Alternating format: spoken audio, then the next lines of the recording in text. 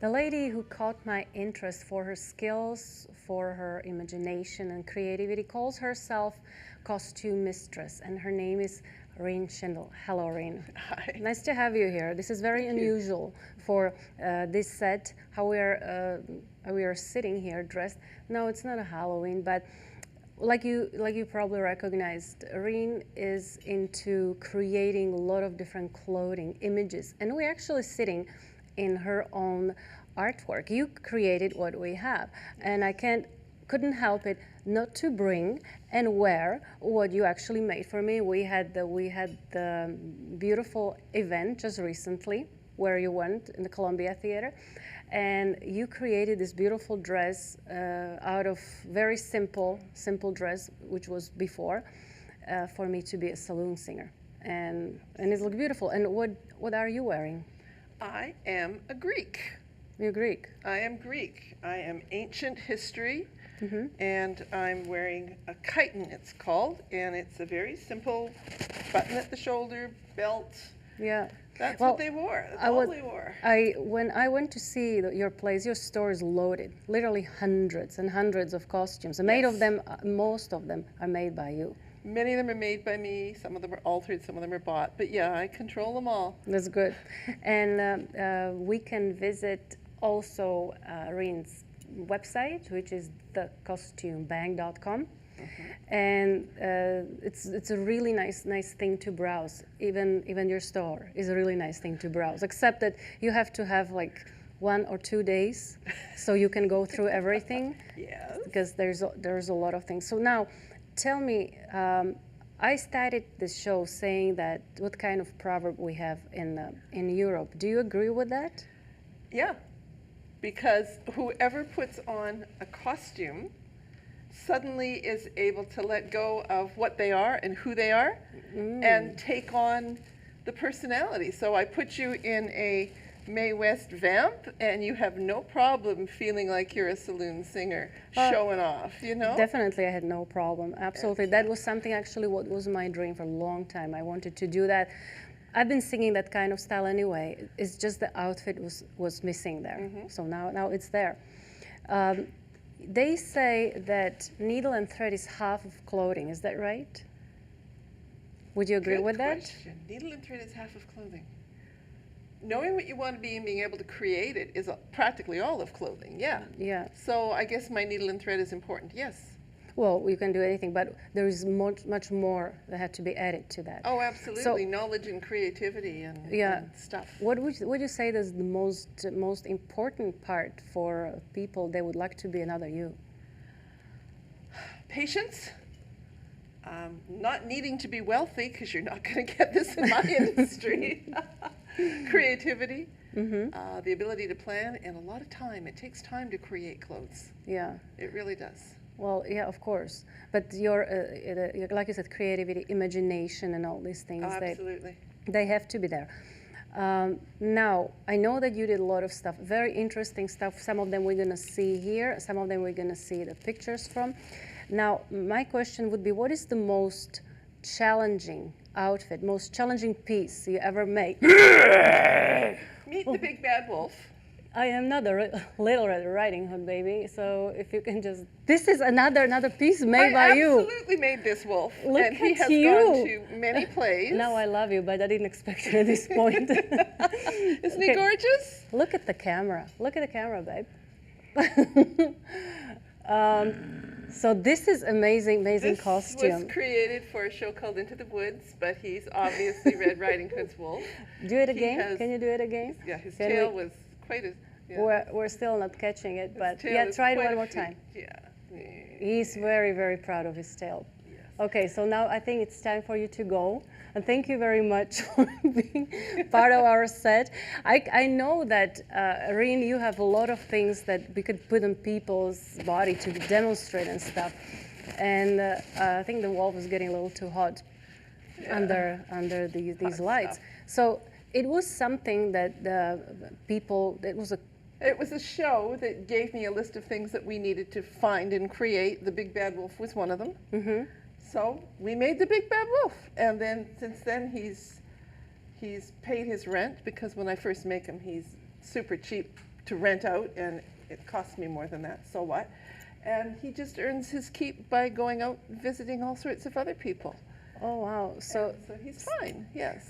Okay, so you made it. It was custom made, obviously. He was custom made to a certain point. Yes, I had to get a certain height and certain width on the actor they were using, and then everybody else that rents him has to fit into him now. I'm not changing him anymore. Yes. Yeah. But I made him. I've made 8 or 10 different kinds of animals. I made Kiss. That was the bestest one I owned. Okay, there is something beside you, and I'd like to know what the costume is. Okay, What is that representing? This is one of my fleet of knights. I have 8 knights, and they all have the gray armor, and they have tabards, and every tabard's got different logos on the front. You're not showing the logos here. And this happens to be Lancelot from Spamalot. Okay. And now we see perfect. Yes, when Lancelot in the show Spamalot, he comes out from being gay. Oh. He turns gay in the show, and the actors rip his costume off him, and this has got Velcro front and back. So Spamalot, then he takes his armor out and he's prancing around in his gay underwear. It's a big number in the show. Okay. It's an extremely big number in the show. And I have 8 other tabards that don't tear away. And so we've got, this guy's the dragon, and we've got the dragon and the griffin and the hart and the chicken. And so in olden times, in medieval times, the different knights had their own banners and their own logos, and so all my knights have different logos on their tabards, and I have a whole collection of different sizes and personalities. Well, like I said, at your collection, your place is loaded with stuff. You need literally for hours and hours to see it all. Your place was very easy to be found because it really stood out among all those places when we were looking for costumes and things. I know you rent, you also sell. And what I found about your place I liked interesting is not only that you have clothing from different era, coming from Victorian and 50s, 60s, but the fact that most of it is yours, your imagination behind it all and your work, that really caught my interest more than anything else. Thank you. I do have a very extensive knowledge of costume history. Yeah, that was a big interest of mine, and then when people come in and they say, I want to go to a party that's this, I can go to a section in my shop and pull 20 or 30 outfits and start looking at sizes and personalities of what they want to be. So if somebody tells you, oh, I want to represent somebody from Victorian era, you know where to take them, you know what they should be wearing. Murder mystery parties right now are a big deal. There's a lot of them around. So when you get a murder mystery script, they give you a 4-line definition of what kind of a personality you are. And so they'll bring them to me, And between the script and the body, so that we get something that fits them, we end up creating what they want. Yesterday I was a 1950s reporter who was a little bit of a loose morals.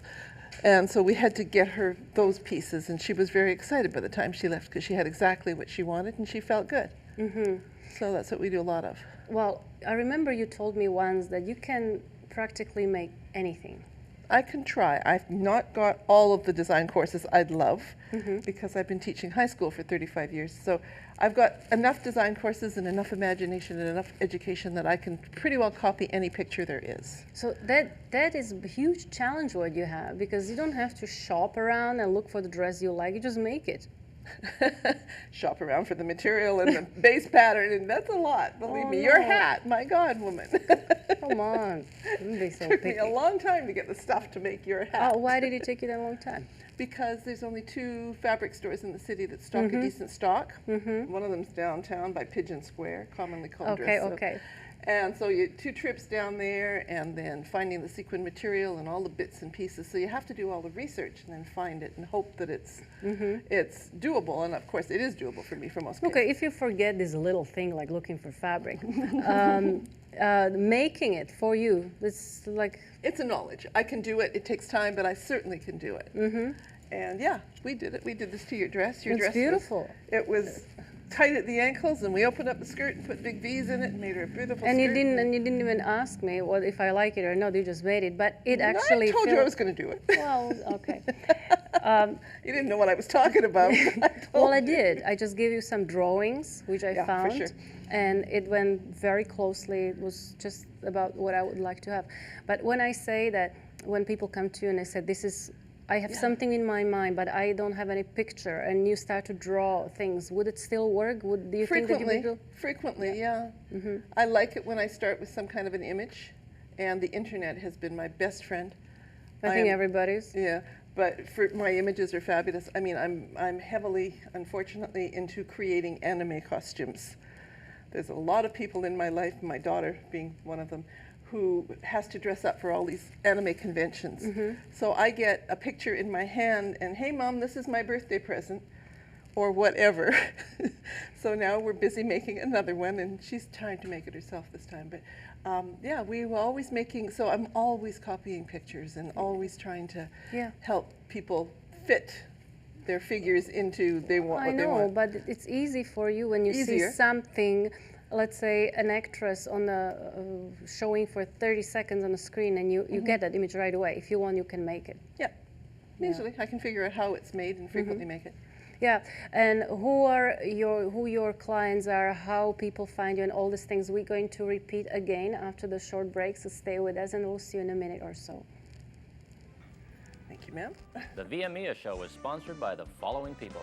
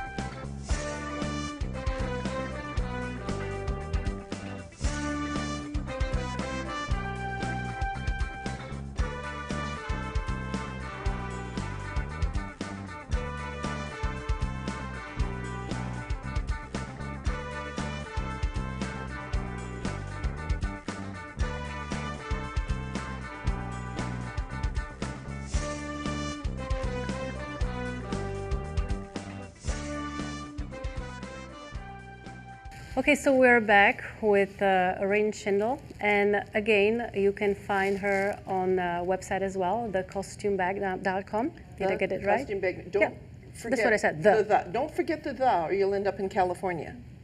Well, nice place to visit as well. Costumebag.com is in California. The Costume Bag is in Surrey. Yes, so we already know it's in Surrey.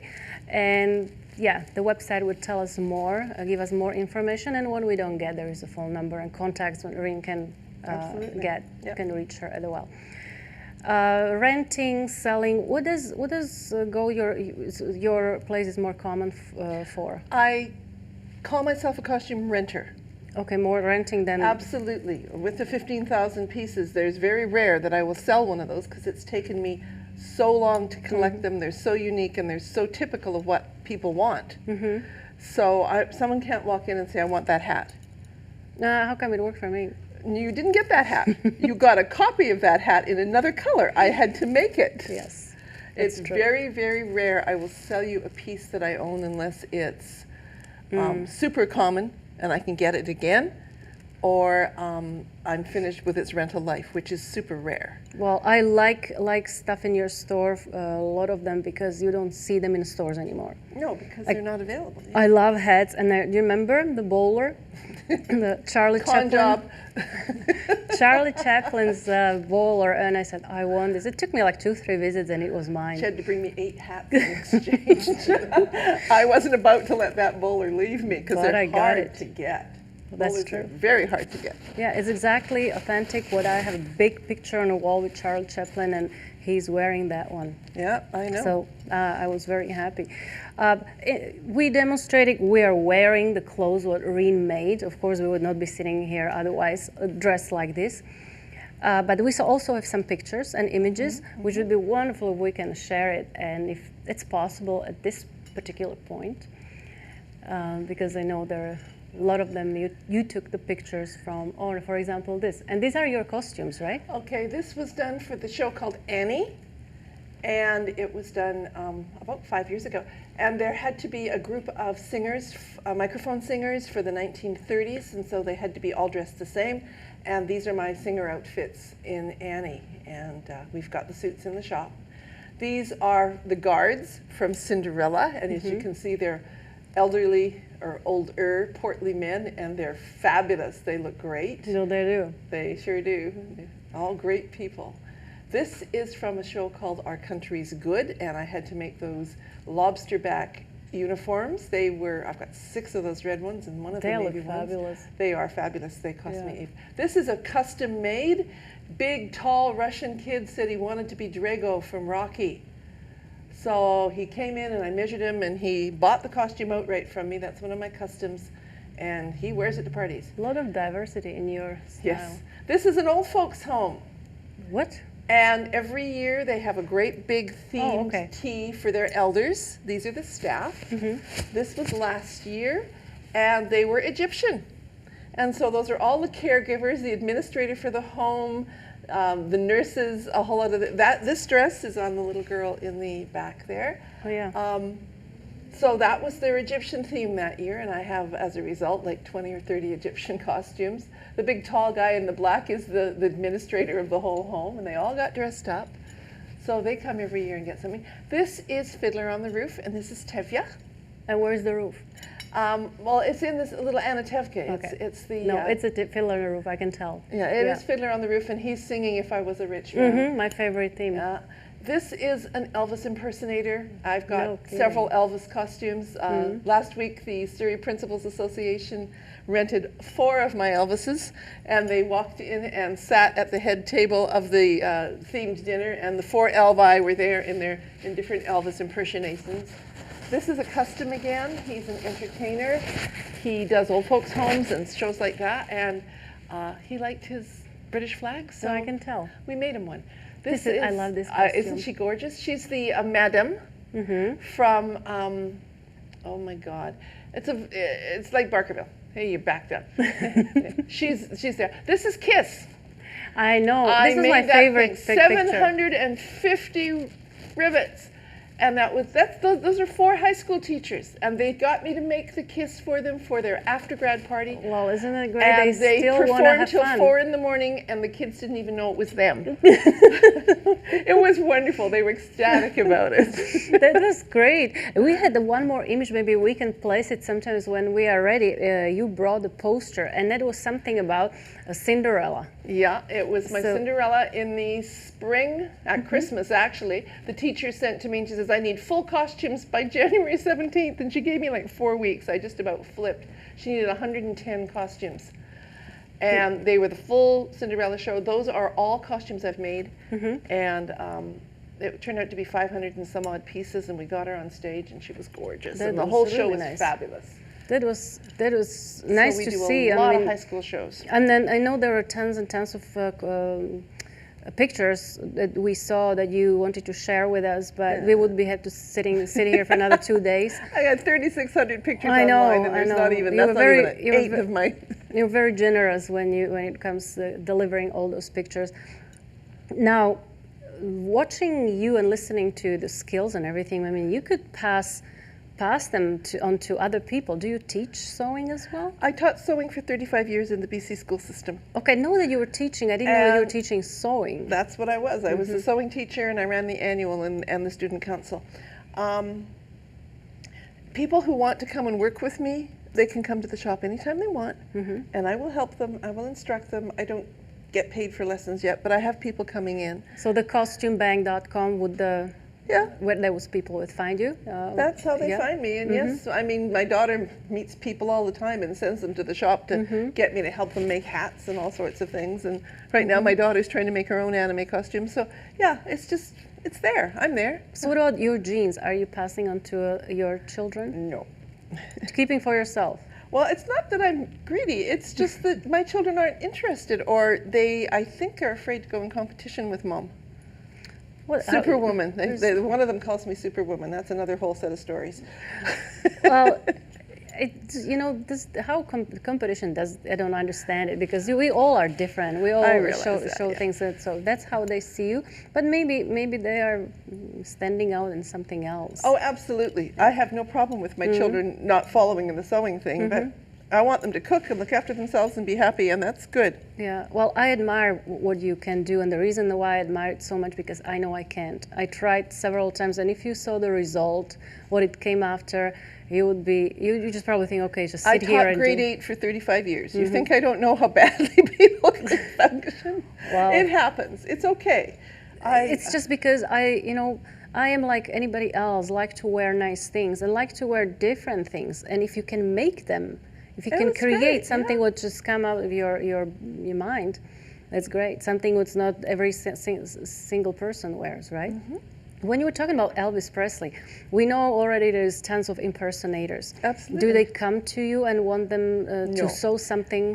Your Elvis on your show last week, I was talking about where he got his costumes. He says there's 3 big houses in the United States that specialize in nothing but Elvis impersonator costumes. Okay. And his costume was primo, and it was gorgeous. There's no reason for me to go into competition with that. They know how to get Elvis's white jumpsuit onto every size and shape. I know, but if they would come to you and they want something you to do for them, you still... Oh, sure. Yeah? I mean, I just did a big Bon Jovi show, and I did 3 or 4 costumes for them, and yeah, I do people when they ask me to. Yeah. But I'm more down the line. I'm not into the really big time stage. I'm more just people, you know, the costume parties and the schools, and that's nice. Well, I'm a retired human. Why do I want to try and build a massive tower of career? You know where you stand. You're happy where you are. I am. And when we're talking about sewing now, you'll see at least now that how great I am in understanding the type of fabric, for example. What a big role does it play in terms of? If I want to have, I'll tell you exactly what kind of dress I want, and I'll tell you this is the fabric I want, and you tell me, I don't think so. That's not going to work. We've had that conversation last week. Okay, so what do you think? You don't have to reflect everything on our conversation. Okay? But we did. No, the fabric is absolutely crucial because things fit, and it's called drape, hang. And if the right fabric isn't combined with the right style, then it looks like trash. Yeah. It really does, and that's a big talent. So it's not only important part when I ask you how much of it I need and what's the width. It's also what type of fabric it has to Texture and body is major. Yeah, absolutely, absolutely. If I've had people bring me things and say, make this out of that, and I look at her and I say, this isn't going to work. You know, it's not going to hang right, or it's not going to work right. So they get upset, but that's the way it is. Is there anybody real or fictional, past or present, that you would really like to make something for or sell something for? Never thought about that. Well, think about it. I'd like to be and living the creativity of Coco Chanel. I could have gone there for you. While you're thinking, can I have a drink? If I find a hole. Okay, carry on. Netting is a major pain, isn't it? Yeah, I know. I don't know. I'd like to dress some of the ladies in the 50s. They're kind of fun. Ladies in the 50s? Oh, yeah. So I think that I was pretty good customer of yours. Yeah, Lucy and those guys, Oh, isn't it Doris wonderful? Day, all that stuff, that would be fun. It's strange because I always said it to, we had a wonderful guest, Red Robinson, a few weeks ago. And I said to him, I really envy him that he lived in that era. I've never been here at that era of 50s, and for some reason I believe that I missed something. I grew up with Red Robinson on the radio. Oh, you're on the radio, okay. Yes, I didn't want to lean it away, but I'm just talking about 50s. Like you said, you love that style. So obviously you like the fashion of 50s. It was fun. It was interesting to do. I mean, the 80s are bad. Well, you know what? What is really good about these days now that we are open to anything. We are not stuck in one uniform. We're mostly like, we dress and you like, okay, I feel like being in 50s. I feel like I have wide bottom pants or skinny jeans or whatever. Like we wear now more, it's a flexible, it's more diversity. It's more eclectic, absolutely. Yeah. Well, there will be only one thing to say at this point, since I'm realizing that time is again not really collaborating, it's going very fast. There is one more signature on this cup that is missing, and it's yours. Okay. And I really would like to have it there. Sure. And while you're signing it, hopefully you'll find a spot. I've got one right under red here. Yeah, under red. Well, thank you very much for watching us. If you found it interesting, again, thecostumebag.com, that's where we find RENE. And thank you, RENE, very much for your time, for sharing everything what you could with us. Thank you. See you again.